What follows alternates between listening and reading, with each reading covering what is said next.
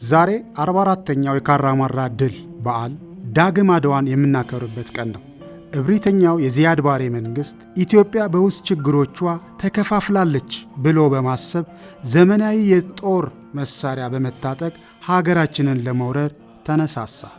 በወቅቱ የሀገራችን መሪ የነበሩት ፕሬዝዳንት መንግስቱ ኃይለ ማርያም ሀገርህ ተደፍራለች ብሎ አዋጅ በማስነገር ሀገሩ ስትነካ የማይወደውን ኢትዮጵያዊ ሁሉ በማስተባበር የኢትዮጵያ ወዳጆችን በማካተት ሀገርን ነፃ ለማውጣት የተካሄደ ጦርነት ነው።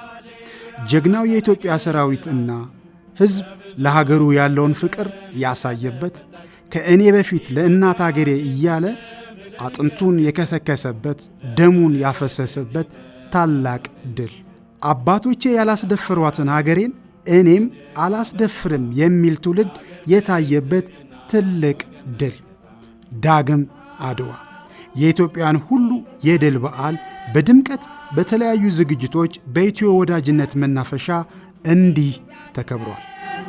እንግዲህ ይበቃል እኔ ለኔ ማለት እኛ ለእኛ ብለን እንስራ በህብረት መሻሻል ስራ እንጂ አይወድም ስንፍና ለእናት አገራችን አይበጃትምና ተነሳ ተራመድ ክንድህን አበርታ ለአገር ብልጽግና ለወገን መከታ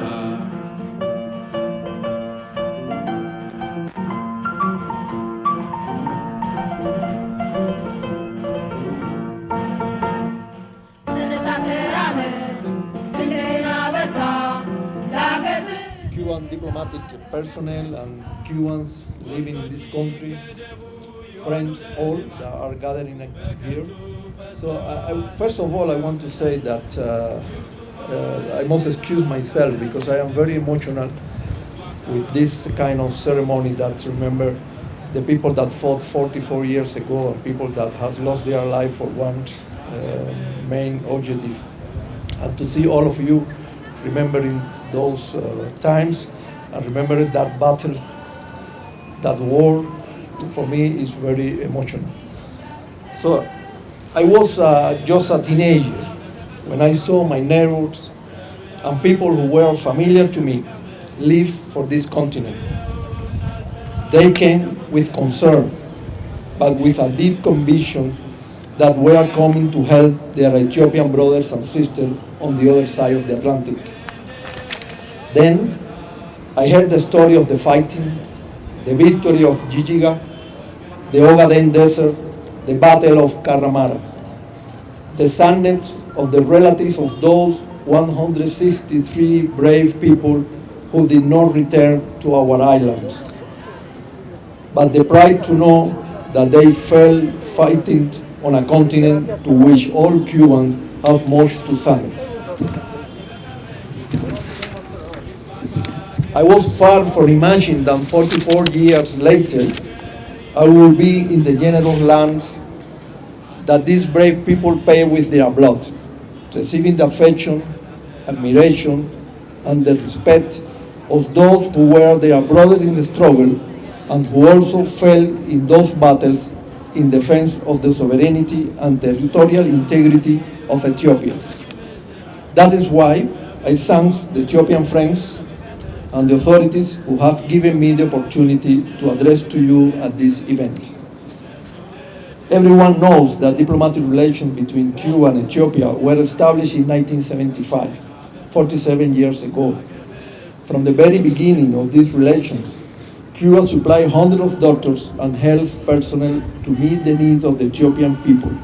And also, and today we can say, a few dozen military advisors and instructors to contribute to the strengthening of the country's defense since these were turbulent times. In 1977, Somalia, another friendly country, threatened to invade the Ogaden region with the plan to unify the Somali-speaking territories of Ethiopia and create the Greater Somalia. As war seemed likely, then the Cuban president and leader of our revolution, Fidel Castro, he paid visits to Ethiopia and Somalia in March 1977 trying to ease tensions between the two brotherly nations and avoid an unnecessary war. This peace effort was in vain. 4 months later, in July 1977, the Ogaden War began when the Somali army crossed the Ethiopian borders. Cuba decided to support Ethiopia in this war. On November 25, 1977, Commander-in-Chief Fidel Castro gave a positive response to the request of the Ethiopian authorities of that time and signing the order that authorized the participation of Cuban troops in this confrontation. The Cuban military operation was called Operation Barawa. Barawa is an epic of Cuban history when a group of officers of the Mambi army, led by a Cuban of African descent, Antonio Maceo, rejected the peace offered by the colonial power and decided to continue the war until obtaining full independence. Barawa became a symbol of resistance to the foreign occupier and represents the decision of Cubans to fight in the face of any adversity.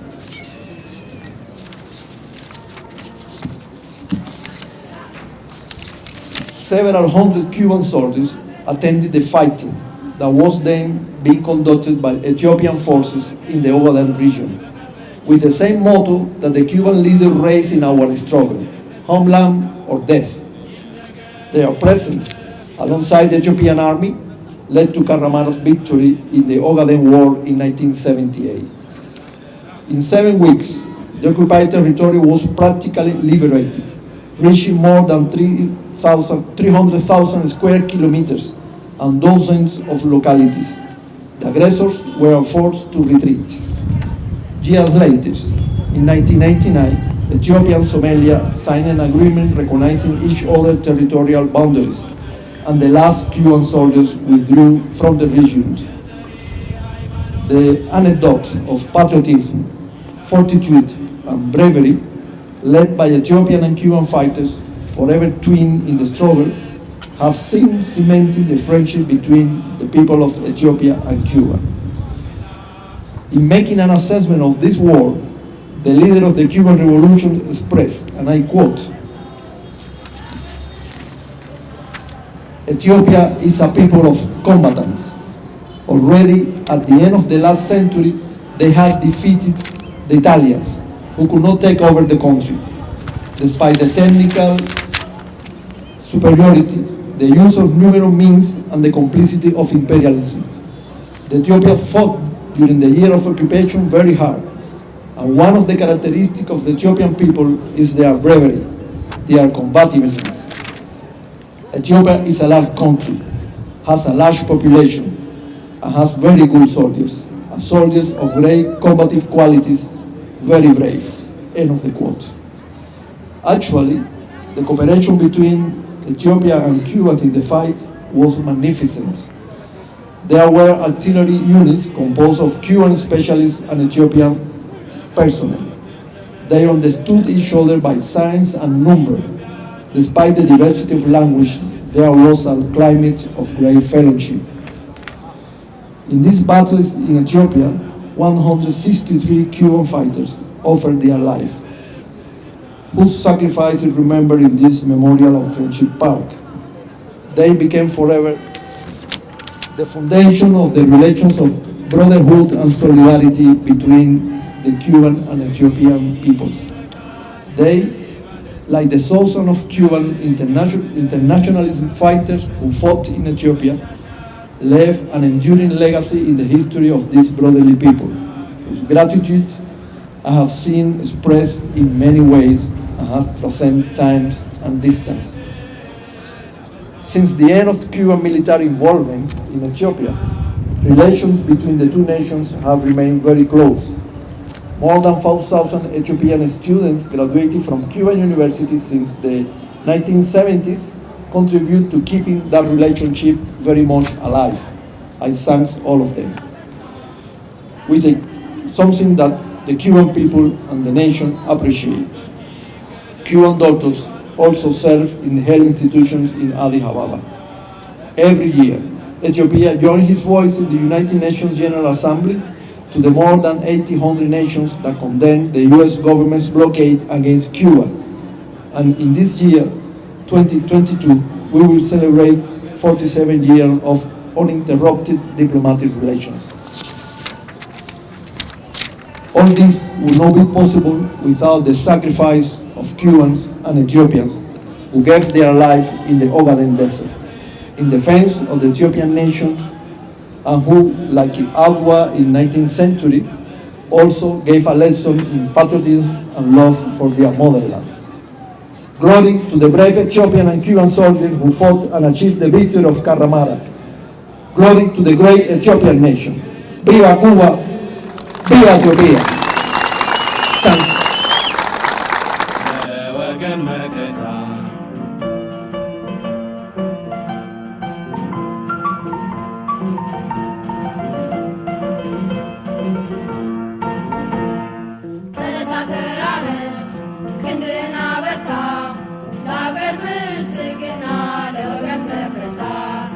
ይቅር ማንቀላፋት ይበቃል መኝታ ይጥፋ ከአገራችን ድህነት በሽታ ይነገር ይለፈፍ ይታወጅ በይፋ አንድነት ኃይል ነው የእርምጃችን ተስፋ ተነሳ ተራመድ ክንድህን አበርታ ለአገር ብልጽግና ለወገን ክቡራን ይህን ታላቅ ድል ለመዘከር በዚህ ቦታ በዚህ ታላቅ ስነ ጥበባዊ ቦታም ጭምር በሆነው ቦታ ላይ የተገኛችሁ ክቡራን እንግዶችን በጣም አድርጌ አመሰግናለሁ።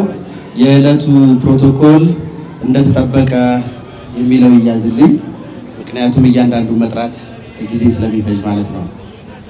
ኢትዮጵያ በታሪኳ ብዙ የውጭ ወረራዎች አጋጥሟታል።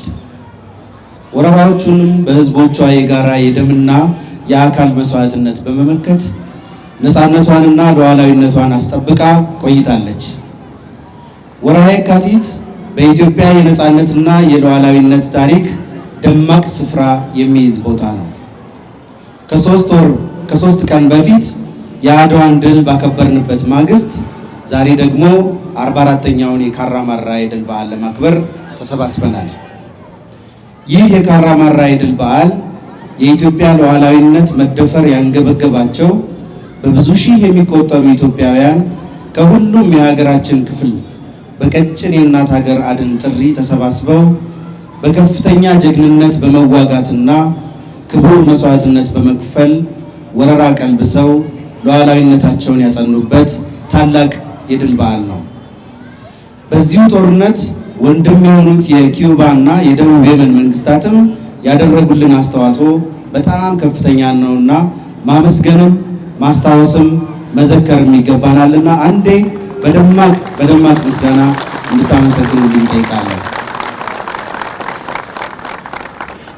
ይህ በዓል ከመስዋዕትነቱ ዕለት ካለፈበት ዕለት ጀምሮ በታላላቅ ስነ ጥበባዊ ስራዎች ተዘክሯል ማለት ይቻላል።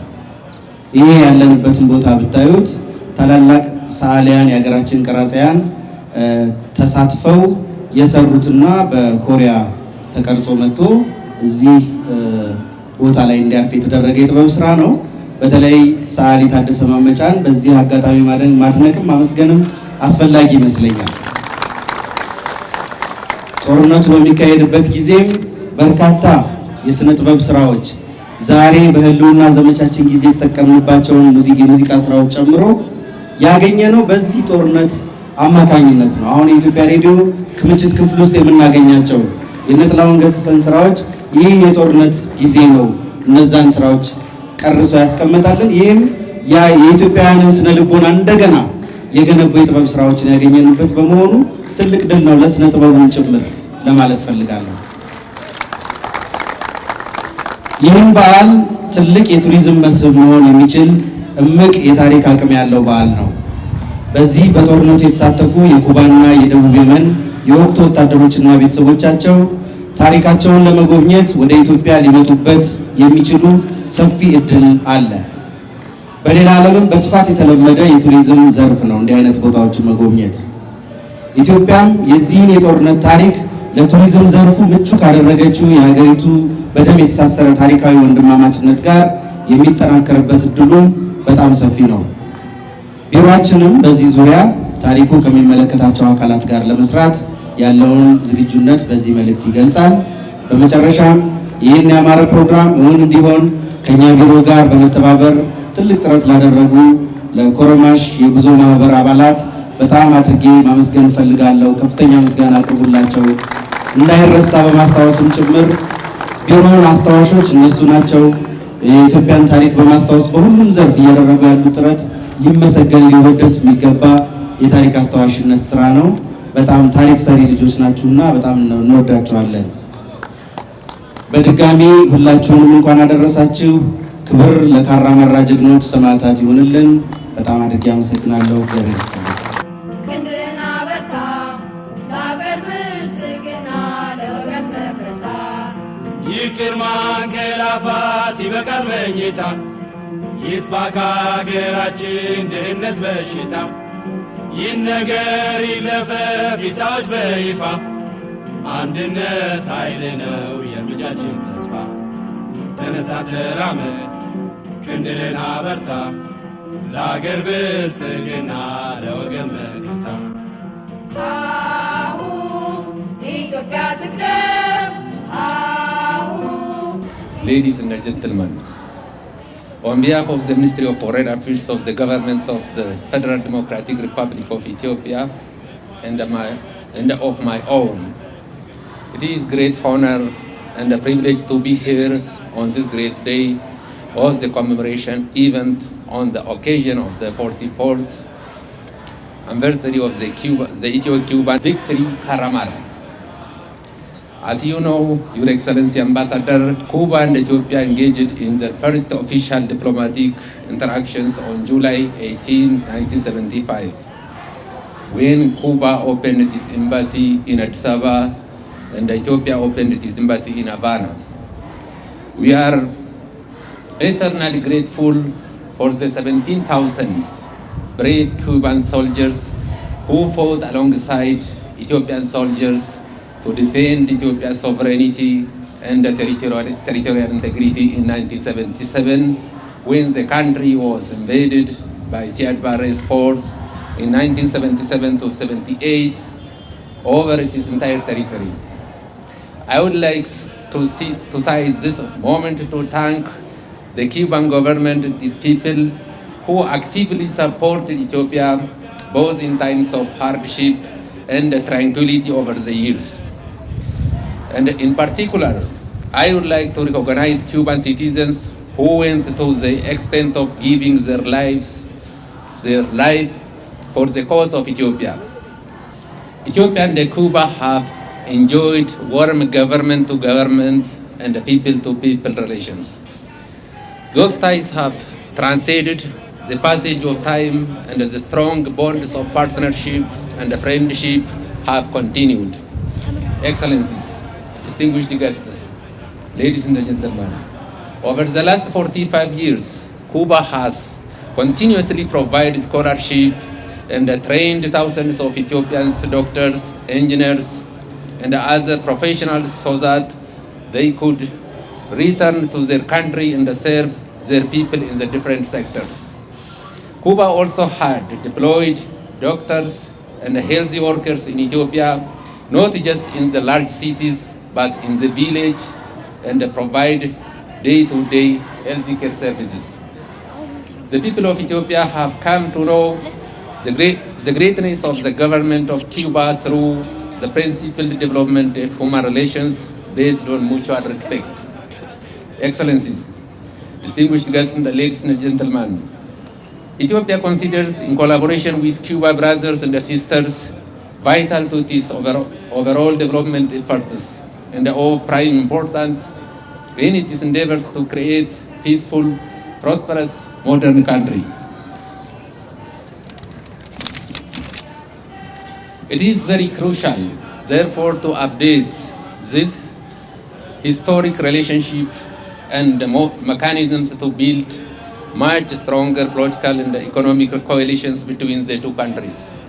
It is our strong interest to further broaden and deepen our cooperation so as to collaborate on our common development priorities, address common challenges, to strengthen our relationship and create conducive environment which helps to facilitate the interconnection between our peoples. I am confident that the strong solidarity we have been enjoying will strengthen in the years to come. I thank you. Muchas gracias. Thank you.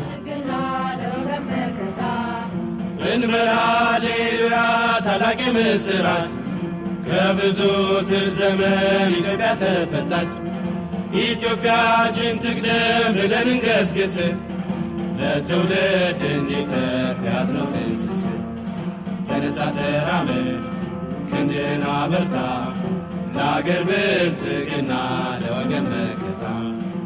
አሁን ኢትዮጵያ ትቅደም፣ አሁን ኢትዮጵያ ትቅደም፣ ኢትዮጵያ ትቅደም። እንግዲህ ይበቃል እኔ ለኔ ማለት እኛ ለእኛ ብለን እንስራ በህብረት። መሻሻል ስራ እንጂ አይወድም ስንፍና ለእናት አገራችን አይበጃትምና። ተነሳ ተራመድ ክንድህን አበርታ ለአገር ብልጽግና ለወገን መከታ።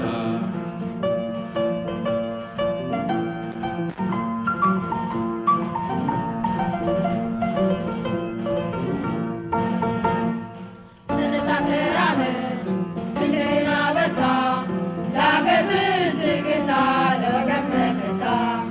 ወንዞች ሀገሬ መመኪያ ክብሬ አትደፈርም ዳር ድንበሬ ብሎ ተነሳ ህዝባዊ ሰራዊት ጉዞ ጀመረ እየዘመረ። ካራማራ ስናስታውስ ከአዲስ አበባ በቅርበት የሚገኘውን ታጠቅ አንድ የጦር ማሰልጠኛ ማዕከል በጥቂቱ ማስታወስ ያስፈልጋል። 100,000 የኢትዮጵያ ወጣቶች ናቸው። የተለየ ትጥቅ አልነበረውም። ከልብ የመነጨ ኢትዮጵያዊ ስሜትና ፍቅር። ከዛ ባሻገር የሶማሌን አስተላለፍ እንኳን በሚመለከት 50,000 ኮማንዶ፣ 27 ጀት የመከላከያ ኃይሉ ከሚገለጸው በላይ። ኢትዮጵያ ግን ከ10 በታች የሆነ አየር ኃይል ይዛ ጦሯን በሶስትና በአራት ወር ሰልጥኖ የገባ ነገር ግን ልክ እንደ መዝሙሩ ብሎ ተነሳ ህዝባዊ ሰራዊት ጉዞ ጀመረ እየዘመረ። በመዝሙሩ ውስጥ ኢትዮጵያዊነትን ጎልቶ የሚወጣ ኢትዮጵያዊነት ስሜት ነበርና የነበረው ትጥቃችን በእኔ እይታ ለኔ ካራማራ በሶስት መልኩ ገልጸዋለሁ። አንደኛ ኢትዮጵያ ስትወጋ ሁሌም ቢሆን ከጎናችን በክፉ ቀን አብረው የሚኖሩ ሀገሮች መኖራቸውን ከእግዚአብሔር ቀጥሎ ማለት ነው። ስለዚህ ለኩባን ልቅ ያለ ደርሰት። ሁለተኛ ደግሞ ምንም አይነት የጦር መሳሪያ ጋጋታ ቢኖርም ባይኖርም ኢትዮጵያዊነት በልባችን ውስጥ እስካለ ድረስ ማንም በቀላሉ ደርምሶ ሊገባ እንደማይችል ያረጋገጠ ባለፉት 27 ዓመት በጣም የተቀበረና የተጎዳ ባህል ቢኖር ይሄ ካራማራ በዓላችን ነው።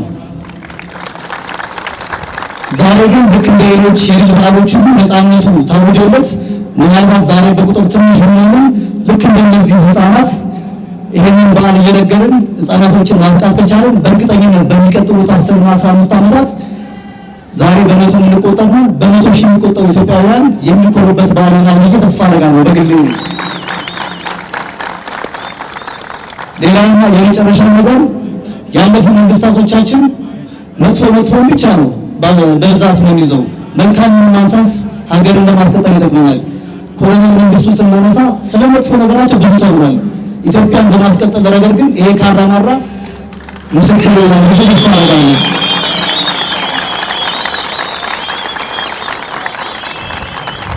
በተረፈ በጀመርኩበት መጨረስ እፈልጋለሁ። ሀገሬ መመኪያ ክብሬ አትደፈርም ዳር ድንበሬ ብሎ ተነሳ ህዝባዊ ሰራዊት ጉዞ ጀመረ እየዘመረ አቀበቱን ቁልቁለቱን ወጣ ወረደ ሰራዊቱ። ሀገሬ አመሰግናለሁ። ተነሳ ተራመድ ክንድህን አበርታ ለአገር ብልጽግና ለወገን መከታ። ተነሳ ተራመድ ክንድህን አበርታ ለአገር ብልጽግና ለወገን መከታ። የተከበሩ በኢፌድሪ መከላከያ ሚኒስቴር ተወካይ፣ የተከበሩ በኢፌድሪ የውጭ ጉዳይ ሚኒስቴር ተወካይ አቶ ቤኩማ መርዳሳ፣ የደቡብ አሜሪካና የደቡብ አፍሪካና የካሪቢያን ዳይሬክቶሬት ዳይሬክተር፣ የተከበሩ የኢፌድሪ ባህልና ቱሪዝም ሚኒስቴር አቶ ስርጸ፣ የተከበራችሁ ጥሪ የተደረገላችሁ እንግዶች፣ ክቡራትና ክቡራን፣ ከሁሉ አስቀድሜ እንኳን ለ44ኛው የካራማራ የድል በዓል አደረሳችሁ እያልኩኝ ለዚህ 44ኛው የዳግማዊ አድዋ ክብረ በዓል ላይ በመገኘት ጥሪያችንን አክብራችሁ ስለተገኛችሁ በኢትዮጵያና በኩባ ሕዝቦች ወዳጅነት ማህበር በራሴም ስም ልባዊ ምስጋናዬን አቀርባለሁ።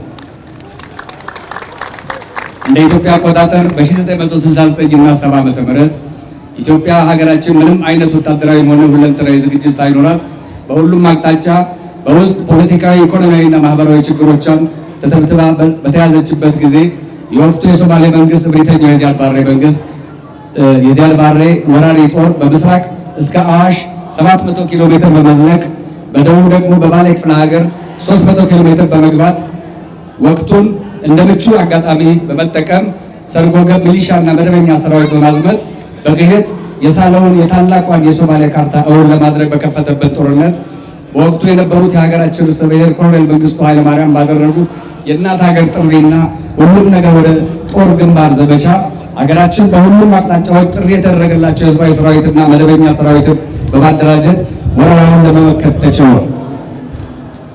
በወቅቱ የመሳሪያ ግዢ እንኳን እንዳንፈጽም ክህደት ተፈጽሞብን ከጠላቶቻችን ጎን ቆመው የውጭና የውስጥ ኃይሎች በተረባረቡብን ጊዜ የክፉ ቀን ደራሽ የሆኑት የኩባው መሪ ፊደል ካስትሮ ከ15,000 በላይ ወታደሮችን በመላክ ከአባቶቻችን ጋር ትከሻ ለትከሻ በመሰለፍና በመዋጋት ያበረከቱት አስተዋጽኦ ታሪክ የማይረሳውና በደም የተጻፈው አሻራቸው ዘውትር የአባቶቻችንን ገድል ስንዘክር እንደ ዛሬው ስናስታውሳቸው እንኖራለን። የሀገራችን መንግስት በዚህ ጦርነት መስዋዕትነት ለከፈሉት አባቶቻችን ልጆች የፊደል ካስትሮ የኩባ መንግስት በሰጠው የነጻ ትምህርት ዕድል ሄደን እንድንማር በማድረግ እነሆ ዛሬ ለበቃንበት በተለያዩ የሙያ ዘርፎች ከ5,000 በላይ ተማሪዎች ተመርቀን ሀገራችንን በማገልገል የአባቶቻችንን ገድል በልማት ዘርፉ የደገምን ሲሆን የኢትዮጵያና የኩባን ሕዝቦች ወዳጅነት ማህበርን በማቋቋም ዘርፈ ብዙ ጉዳዮችን እያስፈጸምን ስንገኝ በዚሁ ፓርክ የ163 የተሰዉ ኩባውያን ጓዶች መታሰቢያ ሐውልት ከድላችን ሐውልት በስተግራና በስተቀኝ ለኢትዮጵያ ሚሊኒየም አዲስ አበባ መስተዳድርና መከላከያ ጋር በህብረት በማሰራት በማስመረቅ እነሆ የዛሬውን 44ኛውን የካራማራ የድል በዓል ለ14ኛ ጊዜ ከህዝባችን ጋር እያከበርን እንገኛለን። ስለዚህ ውድ የኢትዮጵያ ወገኖቻችን የካራማራ ድል የሁላችንም ድል መሆኑን ተገንዝባችሁ ከዚህ ቀደሙ እንደምናከብረው ለወደፊትም በዓሉ በሀገር አቀፍ ደረጃ እንዲከበርና በምናደርገው ዘመቻ በጋራ ሆነን የበኩላችንን አስተዋጽኦ እንድናበረከትና በአንድነት እንድንቆም ጥሪያችንን እናስተላልፋለን። ዘላለማዊ ክብር ለኢትዮጵያ ሉዓላዊነትና ለአንድነት ለተሰዉ ጀግኖች አባቶቻችን፣ ክብር ለካራማራ ሰማዕታት። የካራማራ ድል ለዘላለም ሲከበር ይኖራል። አመሰግናለሁ።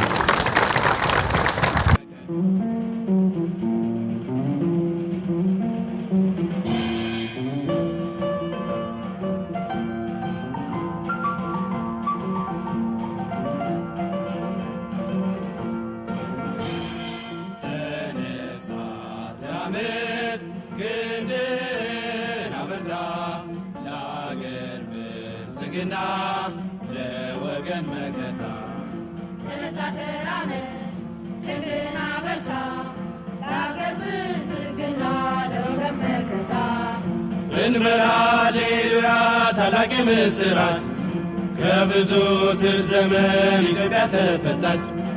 ኢትዮጵያችን ትቅደም ብለን እንገስግስ ለትውልድ እንዲተርፍ ያዝነው ትስስር። ተነሳ ተራመድ ክንድህን አበርታ ለአገር ብልጽግና ለወገን መከታ። አሁን ኢትዮጵያ ትቅደም፣ አሁን ኢትዮጵያ ትቅደም፣ ኢትዮጵያ ትቅደም። እንግዲህ ይበቃል እኔ ለኔ ማለት እኛ ለእኛ ብለን እንስራ በህብረት መሻሻል ስራ እንጂ አይወድም ስንፍና ለእናት አገራችን አይበጃትምና ተነሳ ተራመድ ክንድህን አበርታ ለአገር ብልጽግና ለወገን መከታ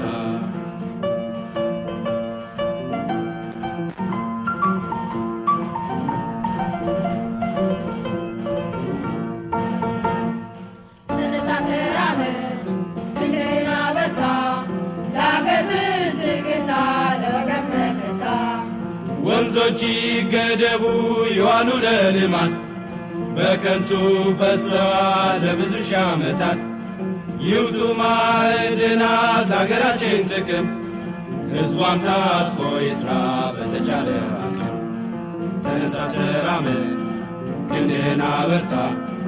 ሁላችንም እንኳን ለ44ኛው የካራማራ ድል ቀን በሰላም አደረሰን እያልኩኝ የሥነ ጽሑፌ ርዕስ ካራማራ የሚል ይሆናል።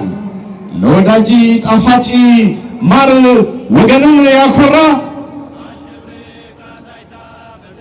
እሬት ለጠላት መራራ ካራማራ ዛሬም ወገንን ያኮራ ዛሬም ወገንን ያኮራ የድል ውጤት የኢትዮጵያ ሕዝብ ድል ካራማራ ካራማራ ሲመራል ሰተውበታል።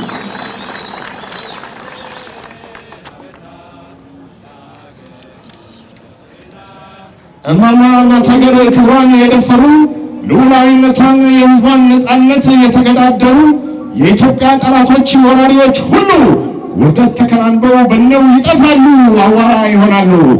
የዚያድ ባሬ ጦር ጊዜ መቼም ብሎ ታንኩን መትረየሱን አውሮፕላን ሳይቀር መድፉን አክተልትሎ ኢትዮጵያን ተዳፍሮ እስከ አዋሽ ቢመጣም ሕዝብ ሀገር ንቆ እልቂት ቢፈጽምም የማይበገሩት የኢትዮጵያ አናብስት ቅጽበት ተሰባስበው ኢትዮጵያ ወይ ሞት ብለው ተደራጅተው በታጠቅ ጦር ሰፈር ለስልጠና ገብተው በሀገር ፍቅር ስሜት ወደ ግንባር ዘምተው መስዋዕትነት ከፍለው በካራማራ ላይ የኢትዮጵያን ሰንደቅ በክብር የሰቀሉ ታንክን የማረኩ ታሪክን የሰሩ ታንክን ያቃጠሉ በጀት በአውሮፕላን ከላይ ተምዘግዝገው የጠላትን ፕሌን በአየር ላይ ያጋዩ የዚያድ ባሬን ጦር በምስራቅ ኢትዮጵያ ሶማሌ ወራሪን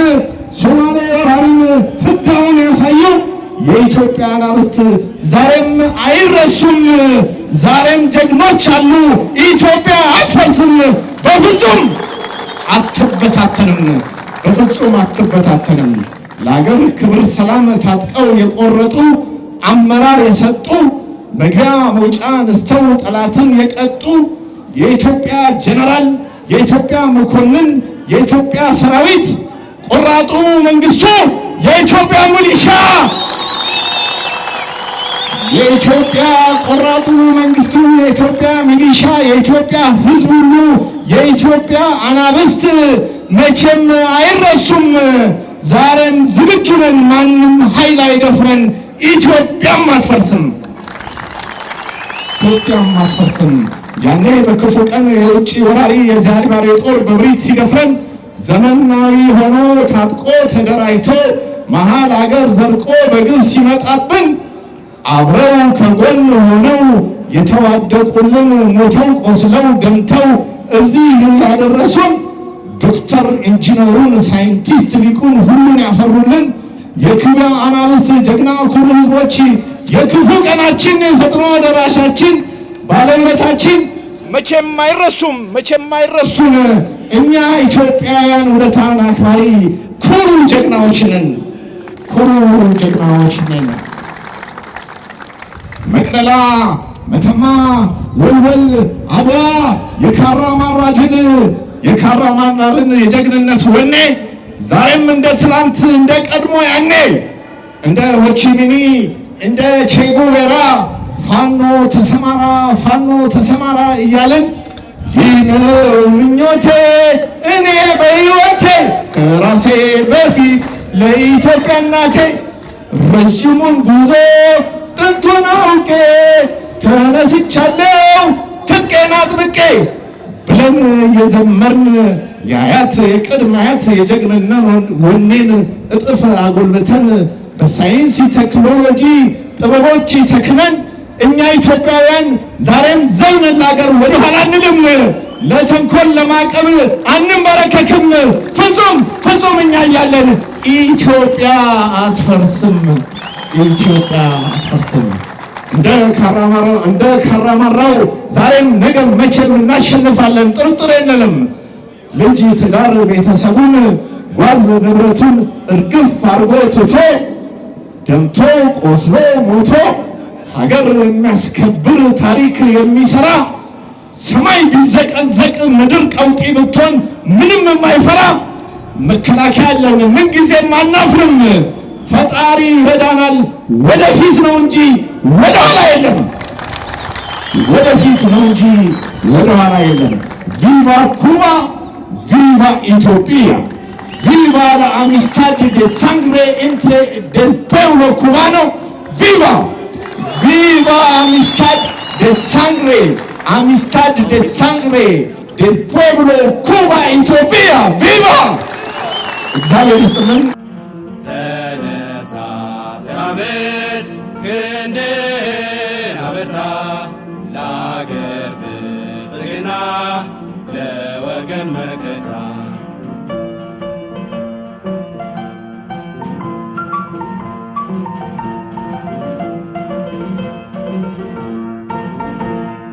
ተነሳ ተራመድ ክንድህን አበርታ ለአገር ብልጽግና ለወገን መከታ ይቅር ማንቀላፋት ይበቃል መኝታ ይጥፋ ከአገራችን ድህነት በሽታ እንግዲህ ብዙ ከኔ በላይ በውጊያውም የተሳተፉ እስከ መጨረሻ እስከ ድሉ ድረስ የቆዩ እንዳሉ አውቃለሁኝ።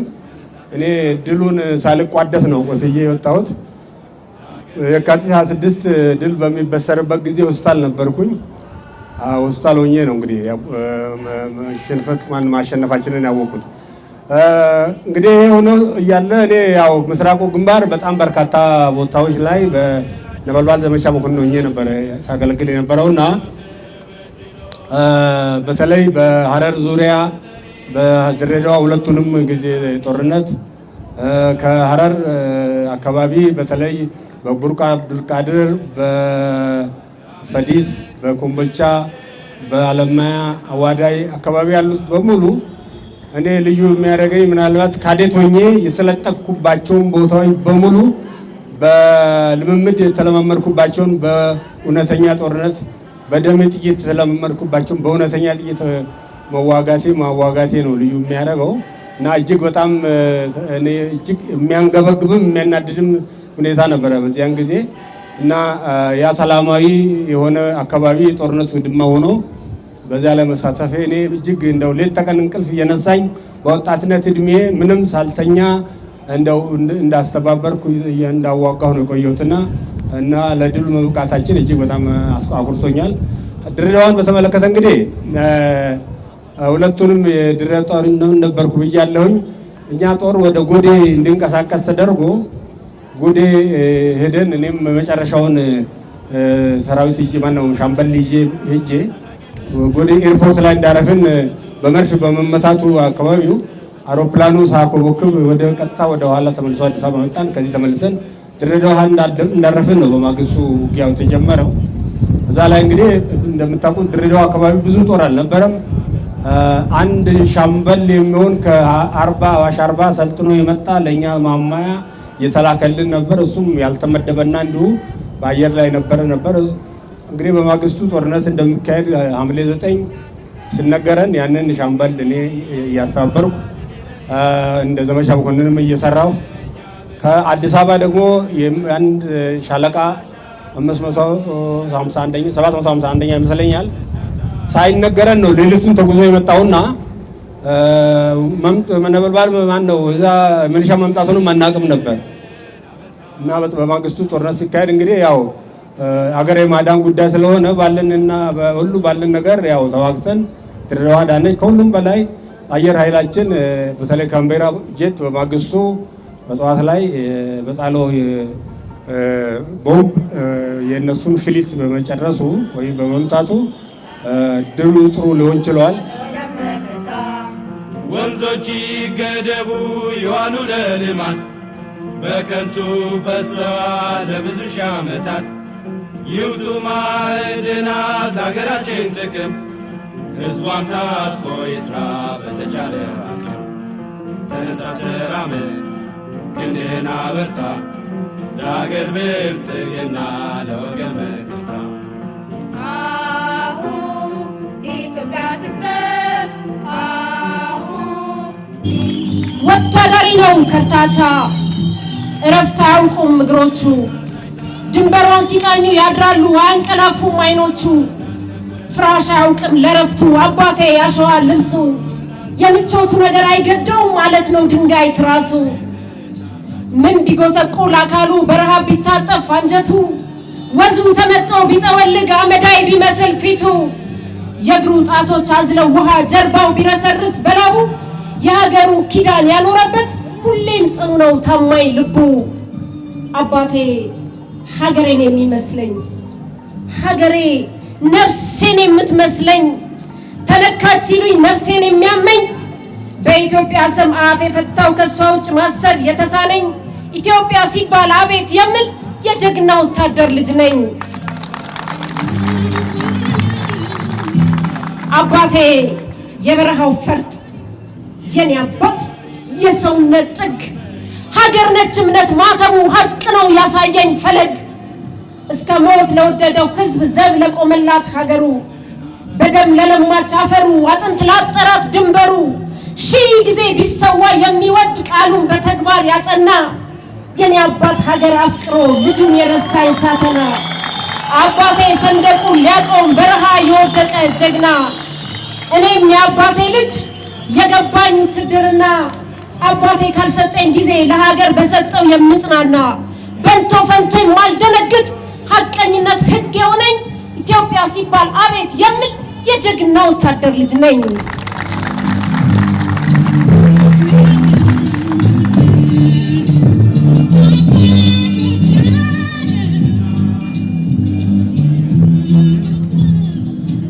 አባቴ ሀገር ርስቱ ከታታ አያርፌ እግሮቹ ስትናፍቀው እናቴ ስንርበውኛ ልጆቹ ለሀገሩ ይነግራት ይሆናል ከሰንደቁ አርፎ አይኖቹ እንጂማ ደግሞ ደጋግሞ የልጆቹ ልደት ቢመጣ አባቴ ሀገር ነውና ወደ ቤታችን አይመጣ በዓል አውደ ዓመት ቢሆንም ገና ፋሲካ ቢከበር አውቃለሁ አባቴ አይመጣም ለምጀው አይለኝም ቅር ተምሬ ስመረቅ ይሁን ወይ ተሞሽሬ ለሰርጌ አባቴን አልጠብቀውም አይመጣም ለወግ ማረጌ ይልቅስ ለሰርጌ ድምቀት በተዘጋጀው ባንዲራ የአባቴን ምስል እየሳልኩ ቀበላለሁ ምርቃት እረከባለሁ አደራ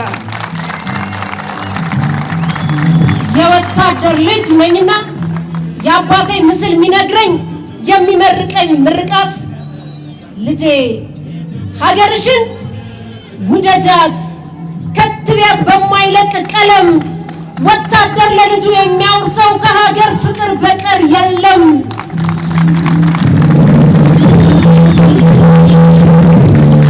እንዴት አልወዳት ሀገሬን የነፍሴን ደማቅ ንቅሳት በሐዘንና ደስታ ውስጥ የአባቴን እውነት ማይባት አባቴ ማለት ሀገሬ ሀገሬ ደግሞ የኔ አባት አባቴ ሀገሬን የሚመስለኝ ሀገሬ ነፍሴን የምትመስለኝ ሲነኩብኝ ነፍሴን የሚያመኝ ከሷ ውጭ ማሰብ የተሳነኝ በኢትዮጵያ ስም አፍ የፈታው የጀግና ወታደር ልጅ ነኝ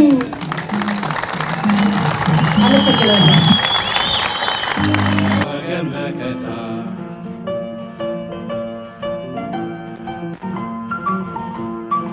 ውድ የሀገሬ ቴሌቪዥን ተመልካቾች ዛሬ 44ኛውን የካራማራ ድል በዓል እያከበሩ ነው።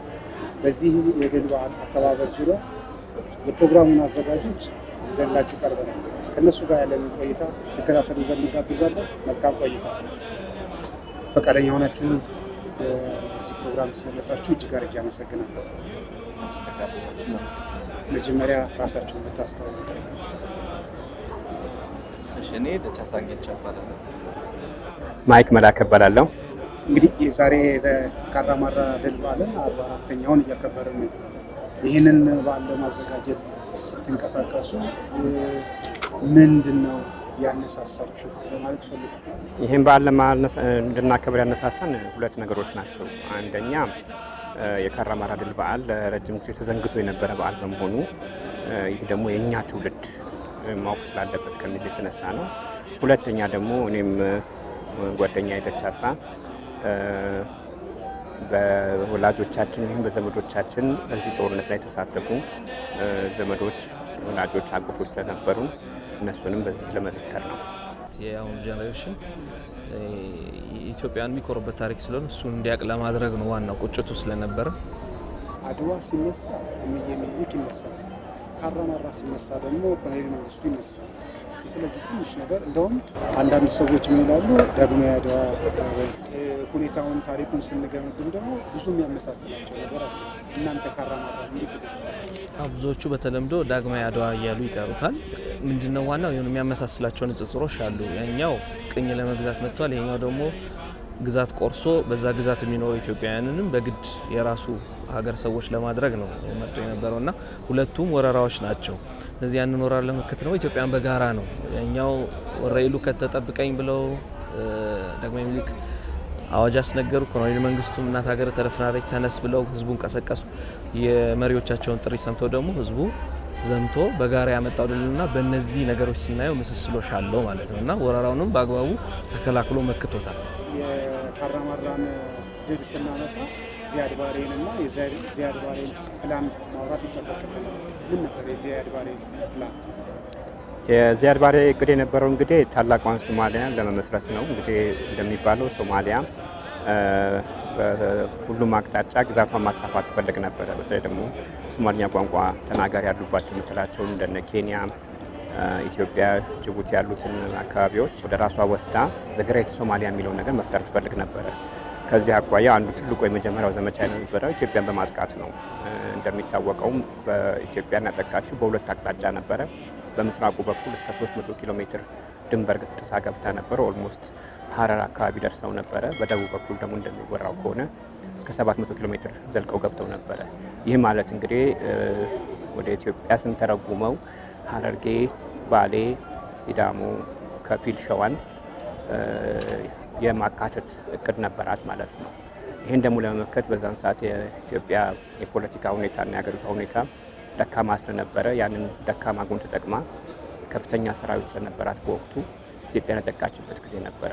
ለዚህ ደግሞ በወቅቱ የነበሩት የሀገራችን መሪ ጓድ መንግስቱ ኃይለማርያም በአጭር ጊዜ ልክ እንደ ዳግማዊ ምኒልክ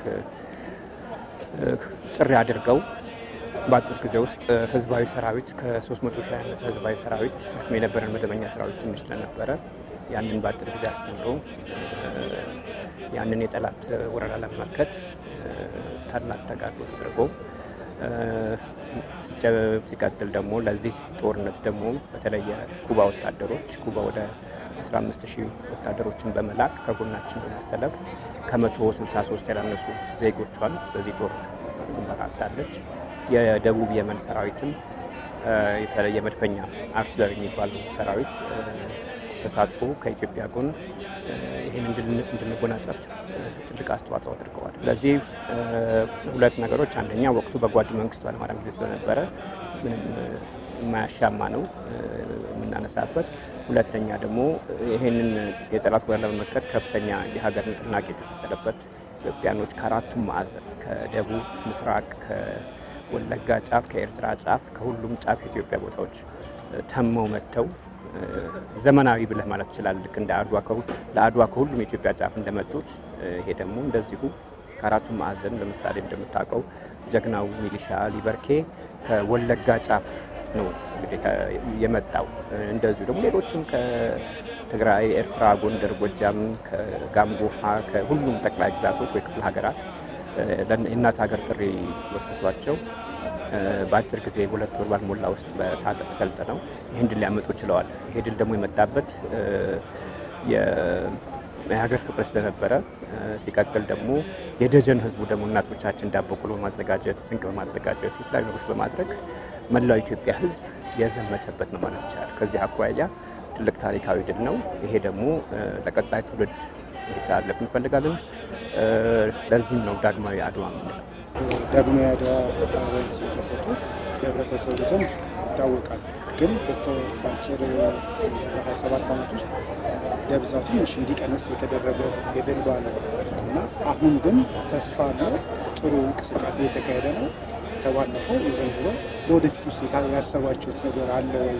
ከዚህ በኋላ ይህንን ለትውልድ ለማስተላለፍ ምክንያቱም ሀገር በመጠበቅ ደረጃ አንድነትን በመጠበቅ የተከፈለ መስዋዕትነት ነው የኢትዮጵያ ሕዝብ ድል ስለሆነ ምን የታሰበ ነገር ነው? እንግዲህ 27 ዓመት አንድ ከሚያደርጉን ይልቅ የሚያለያዩን አይነት በዓላት ነው ፖለቲካ ስርዓቱም ሲከተል የነበረውና በፖለቲካ ጫና ምክንያት መደብዘዝ ብቻ ሳይሆን ሞቶ እንደተቀበረ ነበር የነበረው። ብዙ ሰው አያውቀውም፣ በተለይ አሁን የመጣው ወጣትና ካለፉት 4 ዓመታት በኋላ እንግዲህ እኔ ማይክ ሆነን ጀነራል ካሳዬን ያስተዋወቁ እና እንዲህ አይነት ፍላ አንድ ላይ ሆናችሁ ለምን ይሄን ባለ ወደ ታመጡትም ስሜቱ ቁጭቱም ስለነበረ ምክንያቱም ትልቅ በዓል ስለሆነ ትልቅ ታሪክ ነው ኢትዮጵያና የቅርብ ዓመት ደግሞ አሉ በህይወት የዚህ ጦርነት ተሳታፊ። ስለዚህ እሱን በማድረግ አቅማችን አንድ በማምጣት እንግዲህ ላለፉት 4 ዓመታት የተወሰነ እንዳየው እየጨመረ ጉልበቱ የተሳታፊው መጠን ሚዲያው መጠን በማህበራዊ ሚዲያም ጭምር መነጋገሪያ ትላንት የአዲስ አበባ መስተዳደር እንኳን አደረሳችሁ ብሎ ማህበራዊ ሚዲያ ላይ አጋርቶ አይቻለውና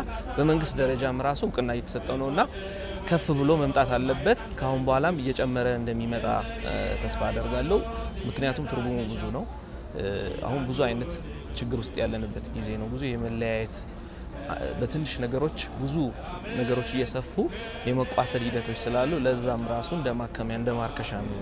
ምክንያቱም ከታሪክ ትምህርት ስለሚወሰድ ማለት ነውና ለወደፊትም እየጨመረ እንደሚሄድና መንግስትም ትኩረት ሰጥቶት በደንብ ወደ ካሪኩለም ማካቶ ተማሪዎች እንዲማሩ እውቀት እንዲያገኙ ቢደረግ የበለጠ ነገሩ ትርጉሙ እየበለጠ ይመጣል የሚል ተስፋ አለ።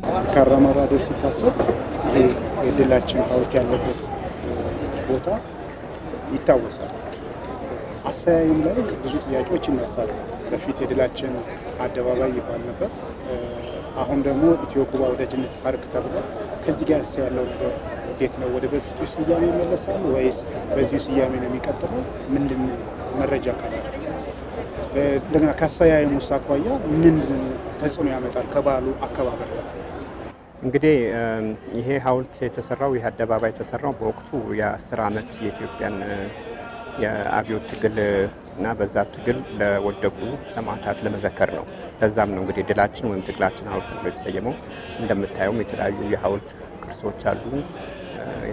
በወቅቱ የነበረውን የኢትዮጵያ ታሪክ የሚያንጸባርቁ ምስሎች እናያለን። ነገር ግን ምንድነው በዛን ሰዓት በተለይ በደርግ ዘመነ መንግስት በከተማችን በአዲስ አበባ ውስጥ ትልቁ የዛን ወቅት ሊያስታውስ ተብሎ የተሰራ ፓርክ እና ሐውልት ይሄ የትግላችን ነው። ይህንን ቦታ ደግሞ የካራማራም የዛን ዘመን ውጤት ስለነበረ ሁለቱ ተያይዞ በአንድ ቦታ መሆኑ ክፋት ያለው አይመስለኝም። ለዚህም ነው በካራማራ ጦርነት ደግሞ እንደሚታወቀው በርካታ የኩባ ወታደሮች ስለተሳተፉ ለኩባዎቹ መታሰቢያ እዚህ እንደምታዩ በግራና በስተቀኝ ፎቶግራፋቸው ከነስማቸው የነበራቸው አስተዋጽኦ የሚዘክር ፎቶግራፎች አሉ። ለዛም ነው ኢትዮ ኩባ የተባለው። ምክንያቱም ካራማራን ስናስብ ጓድ መንግስቱና የኢትዮጵያን አንድነት ብቻ ሳይሆን የኩባ ውለታንም እናስታውሳለን። ምክንያቱም በኢትዮጵያ ታሪክ ውስጥ ጠላት ወሮውን እንግዲህ ኩባ ማለት ምን ያህል ርቀት እንዳላት መገመት ትችላለህ። ያን ሁሉ ባህር አቋርጠው 16000 የሚጠጋ ወታደር ያለምንም ክፍያ ኢትዮጵያን ዓላማ በመደገፍ ብቻ በመሳተፋቸው የማይረሳ ታሪክ ነው። ኢትዮጵያን በዚህ ባለውለታለች። ከዛ ባሻገር መርሳት የሌለብህ ነገር ምንድነው? ከ3-4 ሺህ ያነሱ ኢትዮጵያኖች የወታደር ልጆች በኩባ ከፍተኛ ትምህርት አግኝተው ብዙ ኢትዮጵያኖች ትምህርት እድል ያገኙበት ነው። ስለዚህ ይህ ቦታ ለካራማራ ትልቅ ትርጉም ይኖረዋል። ኩባዎችን ለማስታወስ ትልቅ ጠቀሜታ አለው ብዬ እናምናለን። ቅድም ደግሞ ወንድሜ ደቻሳ እንዳለው ይህ በዓል ላለፉት 3 ዓመት በተከታታይ እያከበር ነው ነበር። በየዓመቱ ተቀባይነቱ እየጨመረ መጥቷል። ዓላማችን ደግሞ ነገ ይሄ በዓል ሀገራዊ ሆኖ አትሊስት ሁሉም ኢትዮጵያኖች በያሉበት ማክበር ቢጀምሩ ወይ ደግሞ መታሰቢያ ቀን ቢደረግ የሚዲያ ሽፋኑ እያደገ መጣ ለሀገር አንድነት ትልቅ አስተዋጽኦ አለው እናምናለን።